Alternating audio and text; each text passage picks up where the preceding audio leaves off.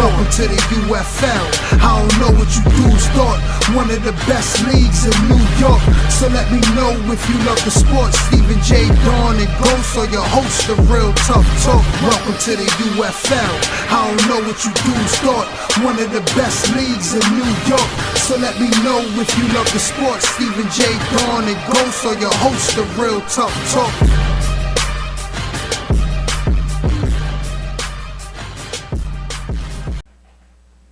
What's going on, people? What's going on? This is Stephen J. here with my partner Ghost. You're watching Real Tough Talk. We're here to give you a quick preview of the UFL, let you know some of the rules and all that other good stuff coming in this season. Well, we know regardless of what team you play on, there's always going to be that one guy that's on your team that isn't familiar with the rules, that's just coming in. There may be a new team here and there. So we want to refresh people's memory as well as get people familiar with the rules and regulations that we have on our field that make our league a little more unique than other leagues. And we're going to show you a few things that Real Tough Talk will be bringing, different type of, I would say, feature, different type of, segments, yes. I would say, yes. That's going to be on the show. And we'll also let you know about the rules in the other awards that the UFL League got. We'll pop up a picture of the award winner and just give you an insight of what's going on, who won what, and what you have an opportunity of winning in the league. Well, one thing I got to say is, before we get into that, the serious stuff, what's with the hat? Wow. I mean, are you riding with the pack now? Like, what's going on with that? Listen. I know how you like to start stuff. See, he's starting already. He already trying to throw jabs. Listen, my man Choo Choo from the pack blessed me with a hat, wanted me to rep the brand, and I do. I don't usually wear teams' attire, you know what I mean, because I always hear somebody like Ghost saying that I'm basically on the team.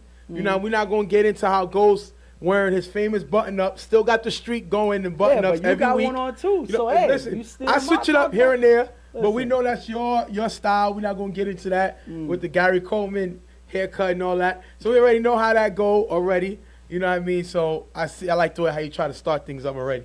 Listen, it is what it is. You're on camera with that hat on. I have to ask questions. That's how it is.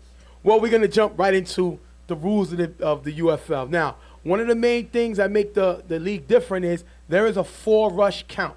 So once there's no 5-rush count, once you hear the ref say 4-rush, then the ball giver is coming. So you got 4 seconds to release the ball before the ball giver is coming after you. And the thing about it is, not only after 4-rush does the ball giver is able to come, anybody on that team, they can send their whole team if they want. Their whole defense can rush in after 4-rush. There's no holds barred after that. So you don't have to, do anything special. The giver can also drop it to coverage on 4-rush. So he can go anywhere in the field. Pretty much anything goes when after 4-rush. A bunch of guys can rush in, or the ball giver can drop back more than 5 yards. We're going to jump into let you know about the Blitz, a very important rule as we take you to the screen. As you can see here, this is the formation that the defense is running. And right here, you look at this guy right here. He's going to be the blitzer. Now, the blitz is allowed to go anywhere on the field, blitz any part of the field he wants. He does not have to be 5 yards out. He does not have to do that. All he has to do is wait until he hears the hike, and then he can go in. He does not have to yell out blitz.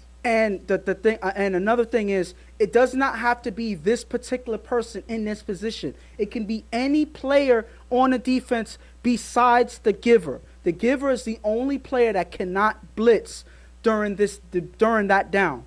The ball giver still has to wait till 4-rush in order for him to be able to rush in. But any one person on that defense, other than the ball giver, can blitz in at least once. And remember, it's only one guy that's allowed to blitz. So anybody other than the ball giver, as you see here, can blitz in, but only that one guy. If you watch here, you see the ball giver is continually waiting until the 4-rush count.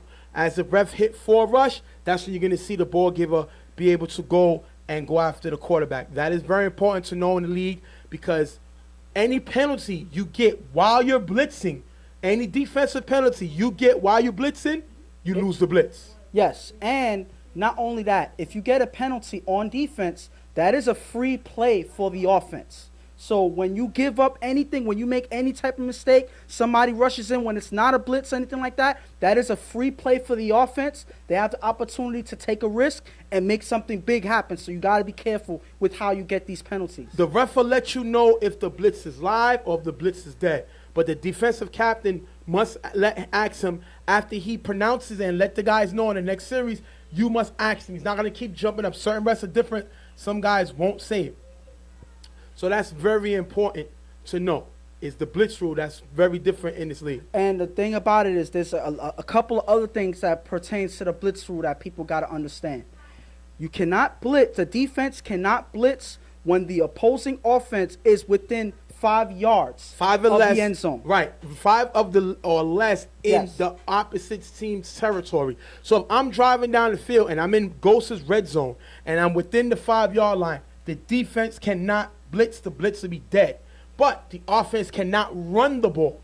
There is no running. Any run of any kind is eliminated. If you run on that play, it will be a 5-yard penalty and a loss of down. Yes. So in order to avoid that type of penalty, anything like that, the quarterback or whoever has the ball at the time has to scramble. A pass has to be made after they get within the 5-yard line. So they have to pass. They cannot run during that. And when they're in that position, they have to at least scramble. They can't run it in the end zone. They can't reach the ball into the end zone. If they're within 2 yards, they have to pass the ball. They cannot run the ball in the end zone. If the quarterback is blitzed, he can run right away. He does not have to Yes. wait on 4 rush. If he's not blitzed, he can run on 4 rush.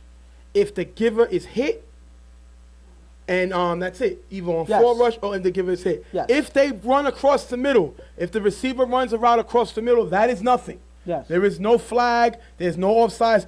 The defender cannot rush in. Only way the defender rushes in after the quarterback is if it's a 4 rush count or if he's hit the middle. The ref will stop counting to let you know that the giver was hit, and then the giver could go on. So if you hit his ref, stop counting, run. Yeah. And pretty much the play is open. Anybody can rush in once the ball giver's hit. There's no need to wait for a blitz or a 4 rush count. The count is dead, so anybody can rush in at that point. There's no holds barred. But that is all within, when you're not within the 5-yard line. The quarterback can run. If you're within the 5-yard line, the quarterback has to scramble. There is no crackbacks. If the receiver goes out running a play, he must come back to reestablish himself in front of the giver. So if Ghost is the giver and I run around and I go out and I come back, I have to reestablish myself, eye contact, in order for me to block him. Yes. Got that? You cannot crack back, hit him from behind. And I'm going to show you an example of a crackback. This player here goes out as a receiver. At the last second, he comes to the side of the ball giver and hits him from the side without the ball giver having any type of defense or anything, not being aware that he's there. That is the crackback. That is a personal foul. That is a 15 yards. definite flag. Possibly you cannot ejection. do that. Yes. So you got to establish eye contact with the ball giver so that he can know that you are an established blocker. Other than that, he has to establish himself. Onside kicks. The ball is dead on the kickoff outside of 4 minutes. It's an 18-minute clock. So outside of 18 minutes, anytime the ball hit the ground on the kickoff, the ball is dead, as you can see here. But under 4 minutes, first half, second half, the ref will yell out, 4-minute warning. That means the ball is live. Any type of fumble on the kickoff is live. You can pitch it, drop it, whatever type of fumble on the kickoff, the ball will be live. The defense can recover the ball. And understand that it's only on the kickoff. Right. Any other play, if it's a regular offensive play and there's a fumble made or whatever, The ball will be dead, ball on, the is dead spot. on the spot. So if you pitched it back and it dropped on the ground, the ball is not live, but the ball will go back where it bounced at. That's where the ball will be dead on the spot. So that's very important to know. What else? What else can we jump and say that we can show? We're going to talk about the force outs. Yes. Now, as far as back to the blitz, you get 1 blitz before the first down, 1 blitz after the first down. There's no blitzing on the extra point. So basically, every first down, you get 1 blitz. Yes. You can't carry the blitz over. Pretty much every 4 downs, you get 1 blitz. Right. Now, force outs. If the wide receiver, running back, whoever, the offensive player goes up for the ball, he must get 2 feet down.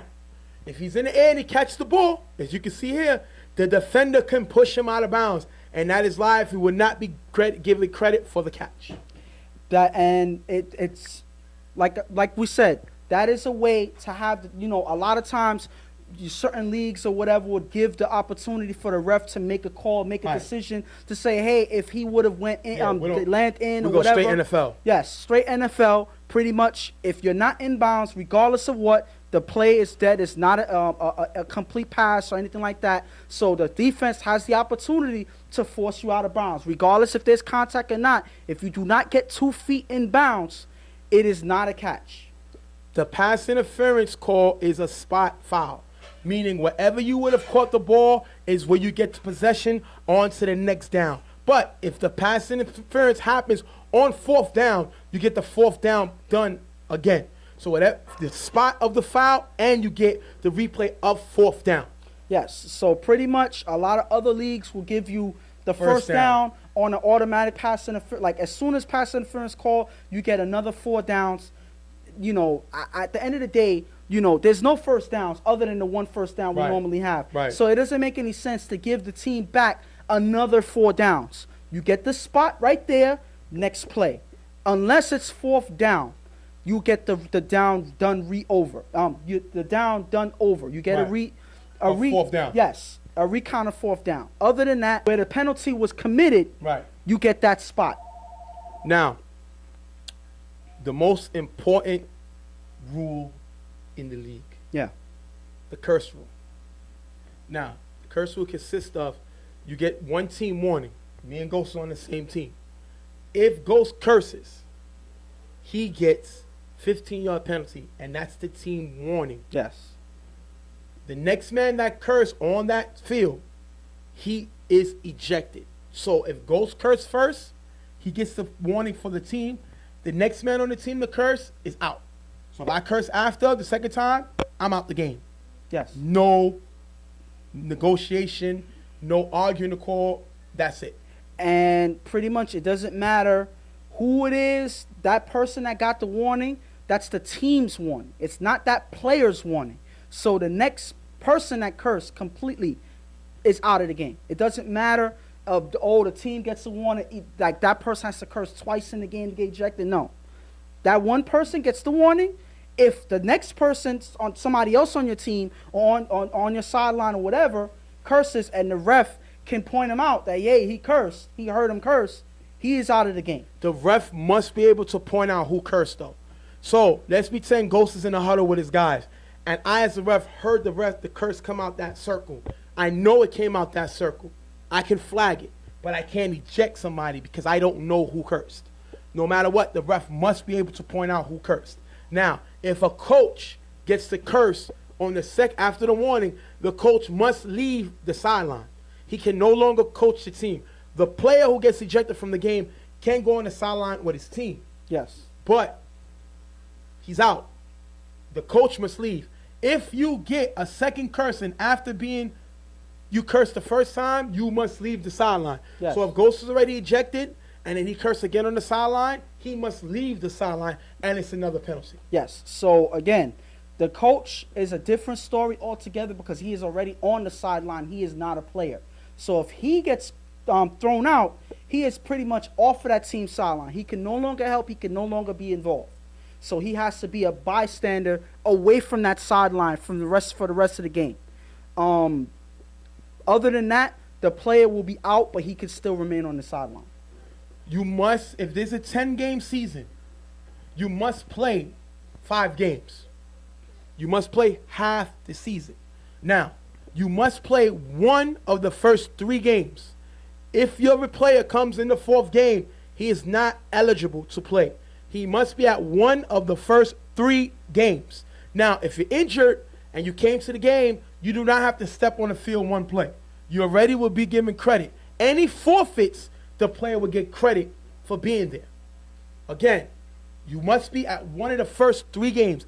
After you're at one of the first 3 games, you can play in any other game. It doesn't have to be 5 games in a row as long as you make 5 games. Yes, so pretty much by the 10th game, we already know who made it, who was here enough games, or whatever. We take attendance on the field. Yes, we have attendance taken on the field. So each game, we're going through who's here, who's not.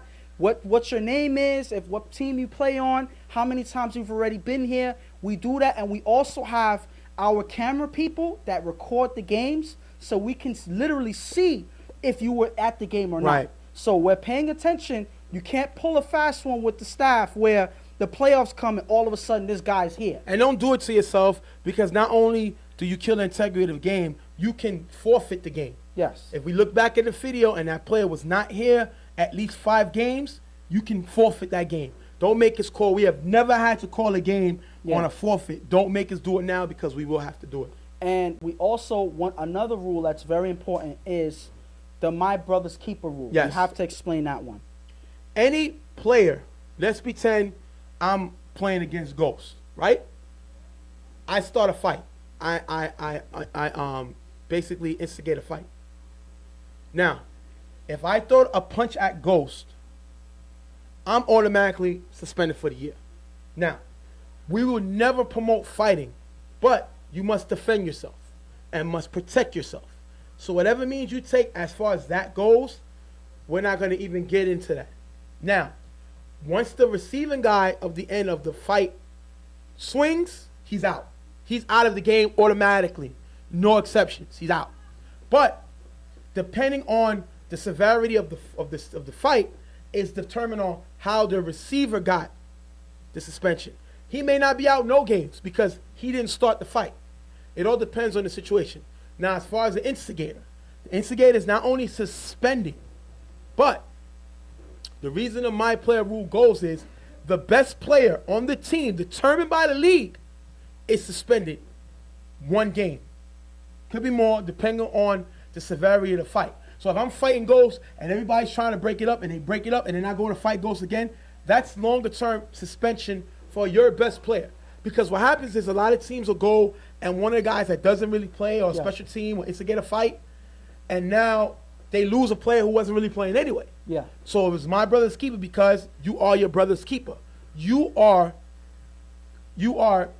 basically risking your star player's season based on your actions. That's why it's called my brother's keeper. And the main that's one reason, and the other reason is it's us keeping each other out of trouble, out of getting somebody Out of into harm's a way, fight, yeah. out of harm's way. Listen, everybody has jobs, everybody has families to go home to. Nobody needs to be coming to the field, coming to play football, and now we're fighting. That's not the point of coming out on the field at all. So this is a way to keep our teammates out of trouble. Now, I'm the Cadell of the league. You know, I'm also the host of Real Tough Talk, but we're talking about the commissioner. I'm the commissioner league. I hand out all suspensions. Now, this is how the suspension goes. Let's pretend Ghost got into the fight, right? He started the fight.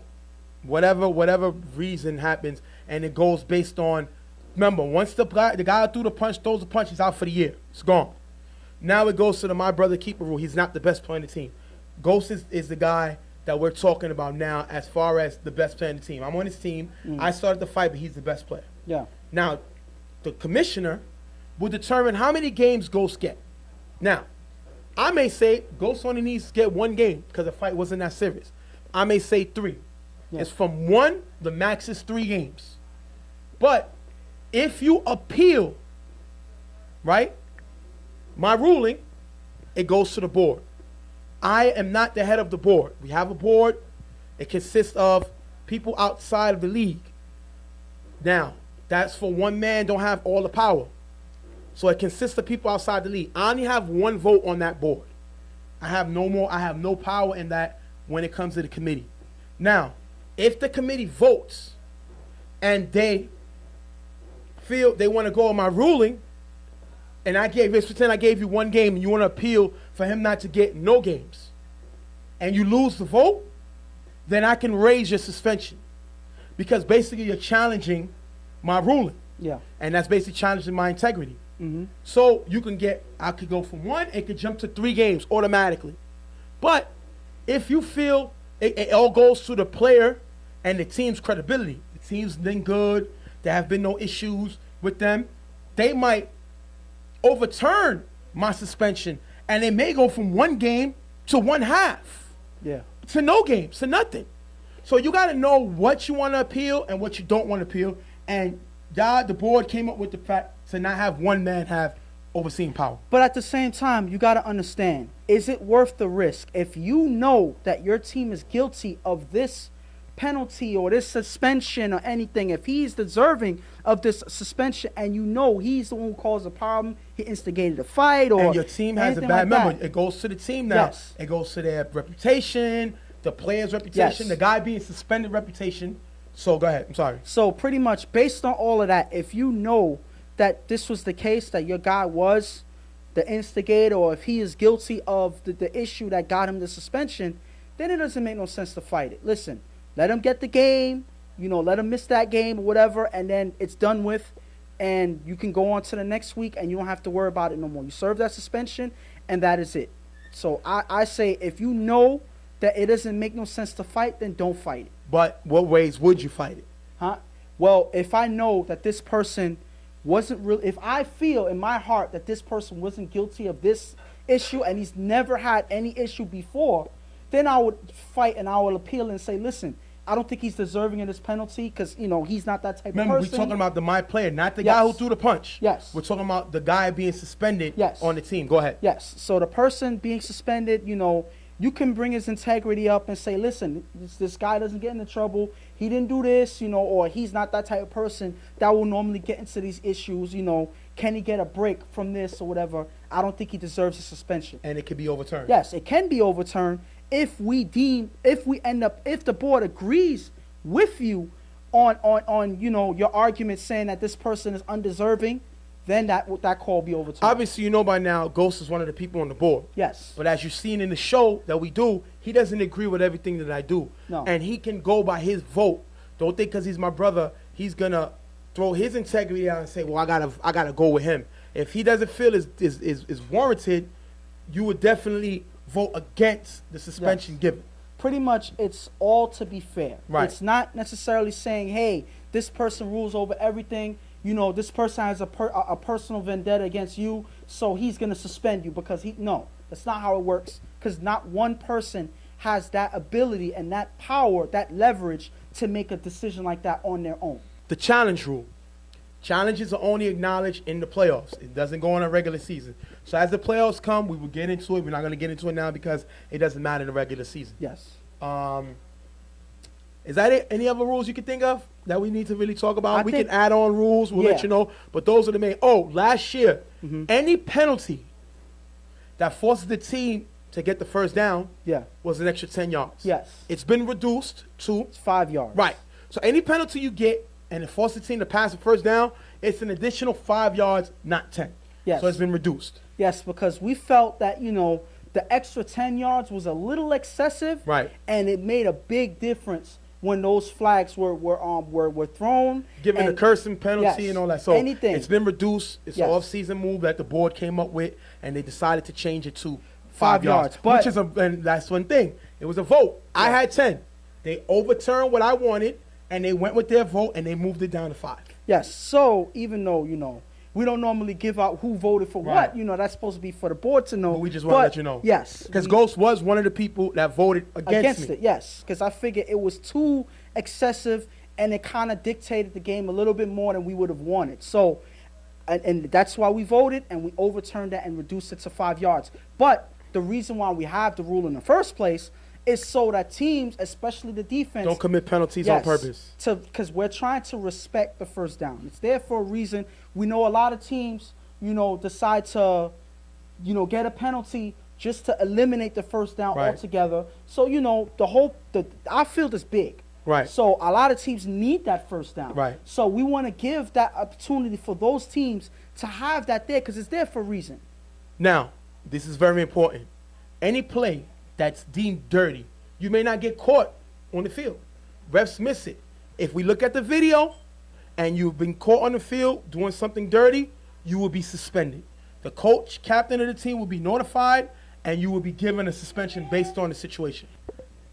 Now, just because it's not seen on the field does not mean it's not seen on the video. We have handed out suspensions for guys with dirty hits that was not called on the field but caught on the video. And the thing about it is, A person can argue that, hey, this person didn't mean to do it or whatever. It was not. It was a bang bang. It wasn't meant to happen or whatever. It wasn't intentional.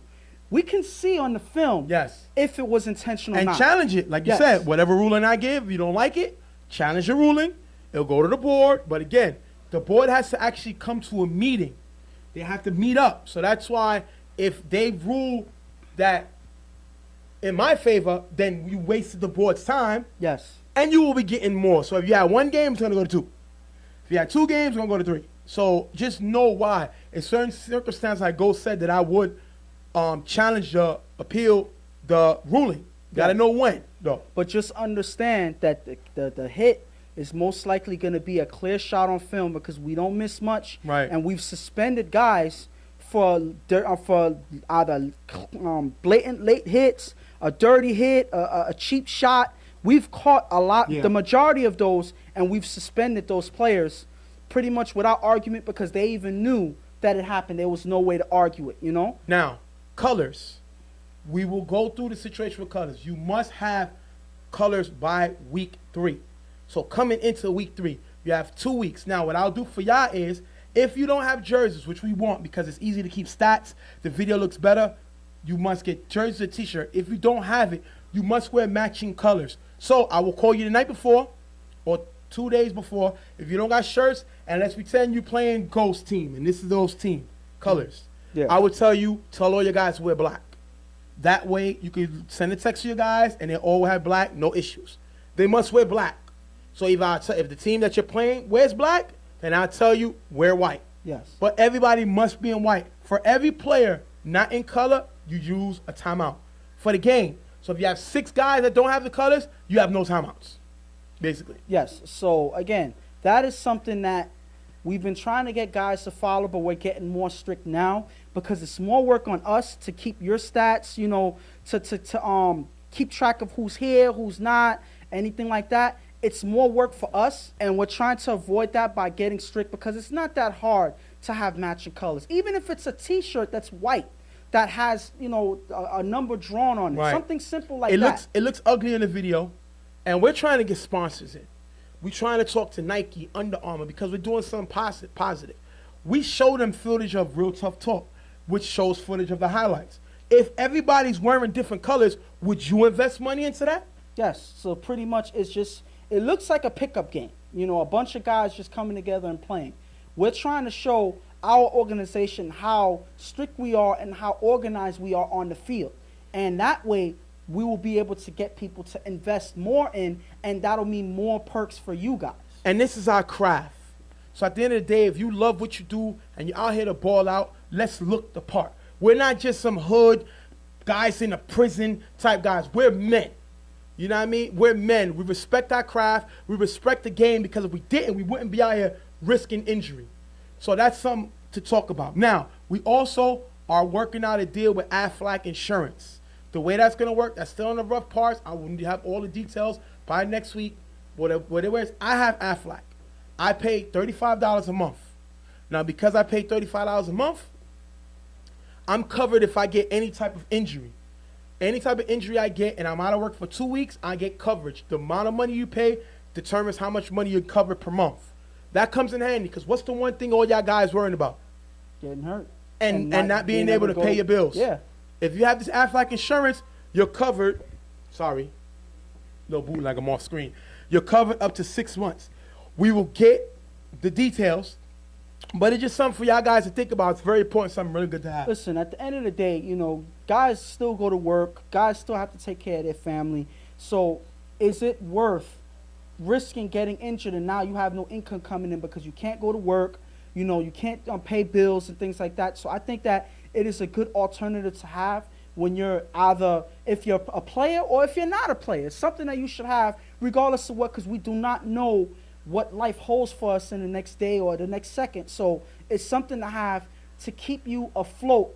If anything happens in the extreme, your family, you are covered, and you can still pay your bills and take care of your family. Now, that's going to wrap up the rules. We'll have more because obviously we can't go through every single rule. Those are the main rules. Any issues, please give me a call.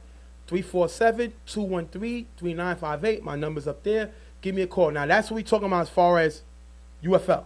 Now we're going to tell you some things that Real Tough Talk is bringing for y'all that we're excited of, and we'll let you know quick the awards, and then we're going to wrap up the show.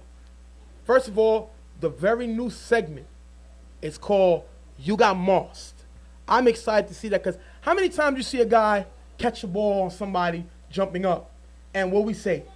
You got mossed. Yes. Why not have a segment of all the You Got Mossed plays of the week, and we'll have that up. I'm going to love to do that because you're going to be able to see me sometimes, maybe Moss Ghost on the show.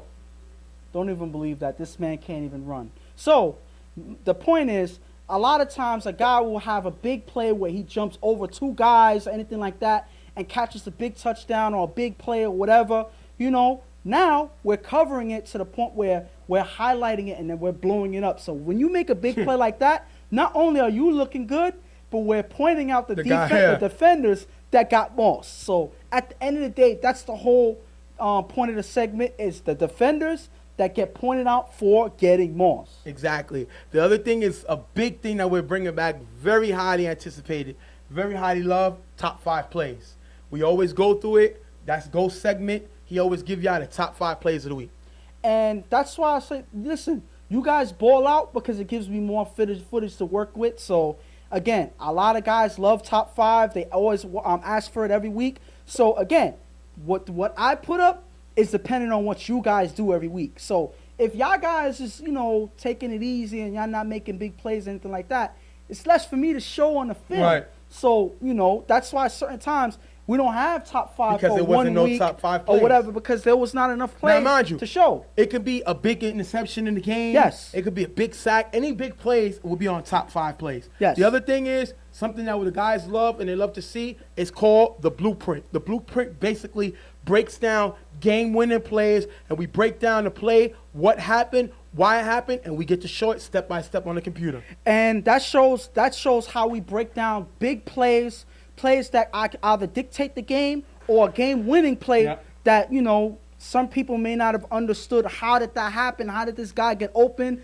What defender missed his assignment? Or what person missed the block on offense? Those are things that we give to you. We break it down detail by detail, and that is how we get to pick these plays apart and bring it to you up front, right up front. We also got something else in the works. It's called Get 'em, Stephen J. And I do this. Okay, that one you made up. That's good. No. We're doing that. No. And basically, we have some of the players do, Okay, listen, you know what? Fine. That was hot. You know what? Fine. Let's do that. I wasn't aware of this thing that you just planned. I did make it up. But you know what? Let's do something like that. Let's see guys mimic you or whatever. No. Force you to do it. Listen. Well, we usually have a dance-off. The best celebrations, we will do it during the week. We'll let you know the week is going to be used. Yeah. And we give out, I think it was a $25. It was a $30 gift card. Yes. And G.I. Joe won it. Best dance. Joe from 99. He beat my Mr. Herman Salsa. And that was a great matchup. And listen, we're out here to have fun. But as we having fun, we're here to do what I do all the time, baby, and that's entertain. And that's the thing I want to ask. Why don't guys, when you make a big touchdown, whatever, it's fine to celebrate. Listen, do something.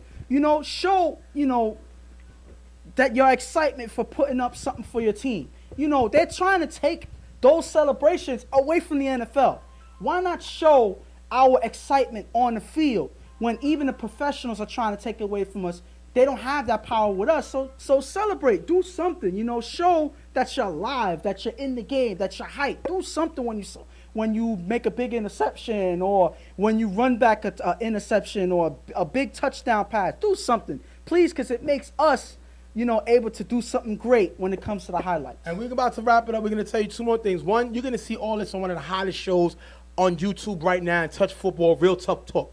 Everybody loves the show. Everybody's about it. Everybody got a lot of fans, and we're going to keep it going. Hopefully our following will go up. The Facebook, Instagram page is going to get better, and we need y'all guys' support in order to blow this up because I'm going to be working on ESPN soon. It's going to happen, and it's going to happen to y'all. If Justin Bieber could get discovered on YouTube, then why Stephen J can't be sitting next to Stephen A? Listen, you could have the TV thing. I could probably do the TV thing, and I could be an editor on the. I don't know about the TV thing for Ghost. Okay. Maybe the editor, yes, but the TV thing for Ghost, I don't think Ghost can survive. What are you talking about? How many times have I embarrassed you on TV already? Never. Never. That's not even true. If you go back to our previous segments on BQFL, there's a couple of times that I kind of made you look bad. Listen, and we're going to wrap that up. And get ready to see our first episode. We will be doing the Real Tough Talk Mannequin Challenge. Let's see if you can stay with that one. Listen. That one's going to be good. Yeah, so I'm not going to give away Let me practice. Oh, no, let me practice. This is better. Because I'm the man. I'm the best. You know, it got to be within the motion of the video. You can't just make a pose like that. You got to shoot it. I got to work on it. Listen, we're already planning something, so we don't want to give away what exactly we're doing, but, you know, we're going to do one too. All right, now we're going to go through some of the awards. You'll see the pictures of the award winners before we wrap up the show. Now, we got a lot of awards that we give out in the UFL League, and we're going to go over some guys right now real quick. You're going to see the Johnny Rockstar 100% Heart and Determination Award. As you saw it here, it went to Miguel from Goon Squad. Yes. Person that, regardless of how good or bad his team was doing, he gave us 100%. He played hard. He did whatever he had to get his team into a position to get anything going in the game. So you got to give it to him, a person that, regardless of how the game is going, he's giving his all, and that's why he won that award. Next award, we're going to talk to the man who broke the sack record with 15 or 16? 15? Yes. 15 sacks. He won the Give of the Year, Smoke of Riot Squad. And this is a person that took off the season before. You know, he was up there in sacks the year before that, and he came back and he broke the previous holder of the sack record with 14 sacks, right, which was Milo from Street Fam. Right. You know, he had the record a few years back, and Smoke just pretty much surpassed that record before the last week of the season. You know, this man was playing hard, you know, pressuring the quarterback, doing whatever he had to get his defense on top, and that was one of the main reasons why they had one of the best defenses in the league. We have the Blocker of the Year, Mr. G from the Violators. He won Block of the Year. And this person was pretty much a shield for his quarterback. Well, some people say he won it because Ricky got hurt. He was battling Ricky got hurt, and G just started dominating. But the point is, just because Ricky got hurt doesn't mean that G didn't perform, you know, at a high level. You know, keeping guys from getting inside. You know, he actually just beat out Berger from the U last year because he was also a big contender, being a shield for his quarterback. But I think G, we decided, we looked at the footage and you could see it. G was one person that I would say, without him there, Fred wouldn't have been as successful as he was in that season. So I think the award was rightfully given to him.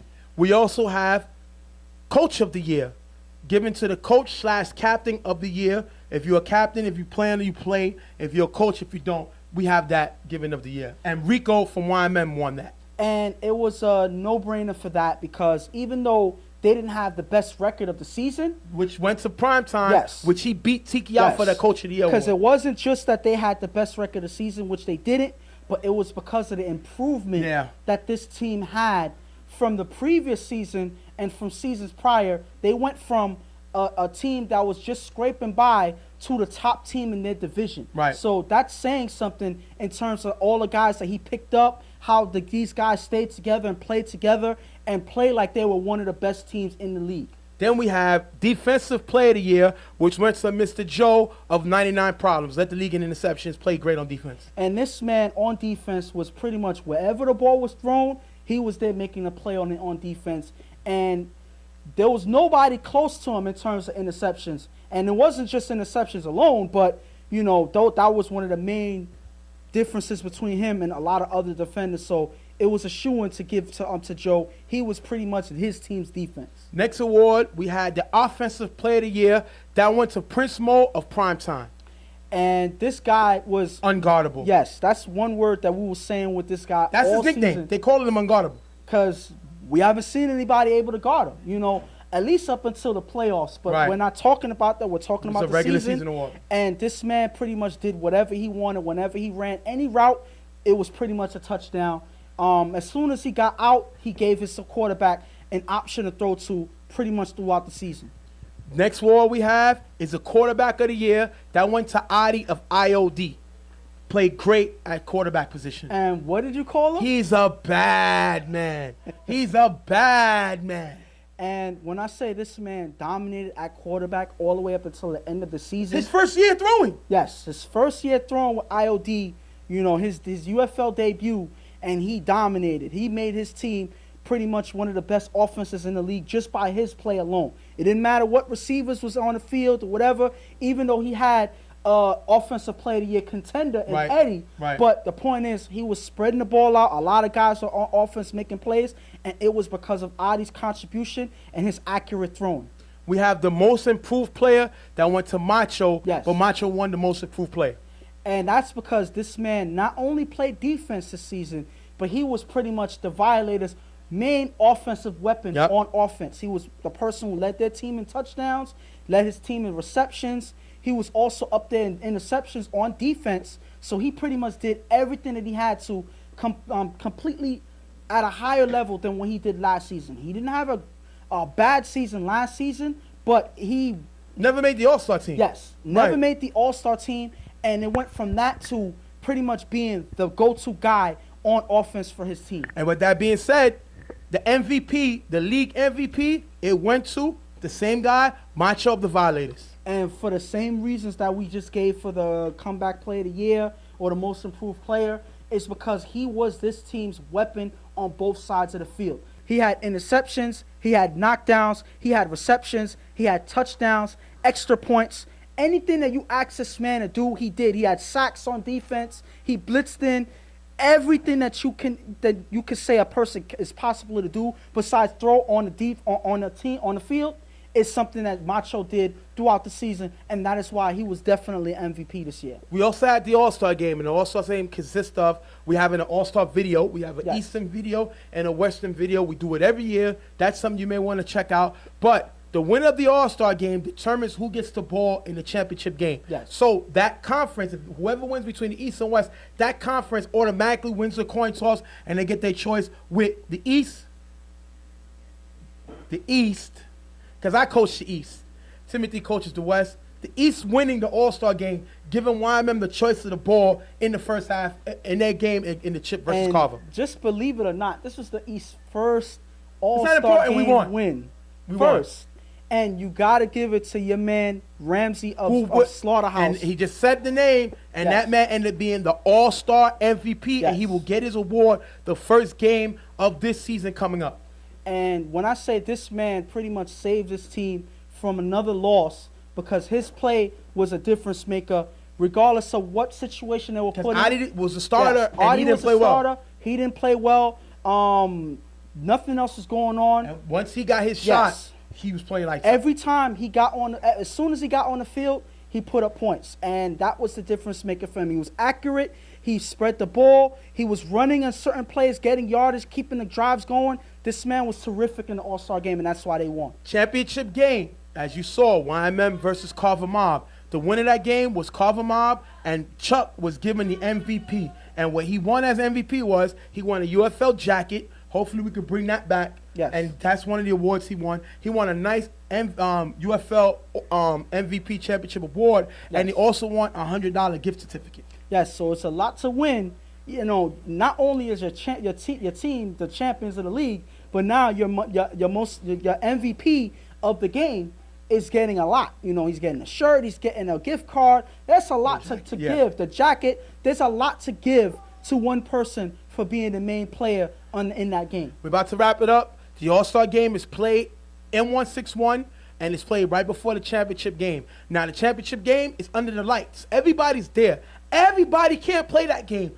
Pressure, bus, pipes. And you got to be able to play under the lights on 161 because it's a different kind of atmosphere than anything you face, anything you've been a part of, because it's live, prime time football.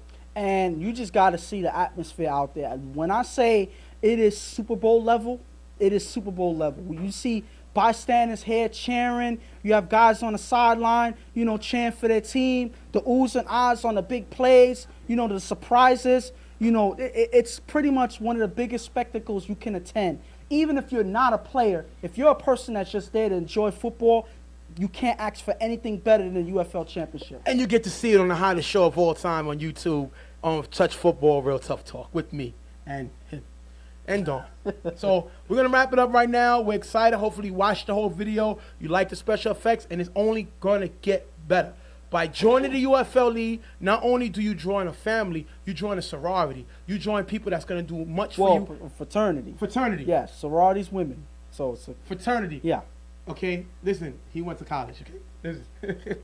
At the end of the day, we always poke fun at each other. We always have jokes. At the end of the day, listen, we're trying to take your stress away. So if you're looking for a stress reliever, you're looking for football on an NFL field level, you got to be in the UFL. You got to be a part of Real Tough Talk because we're in different type of animal.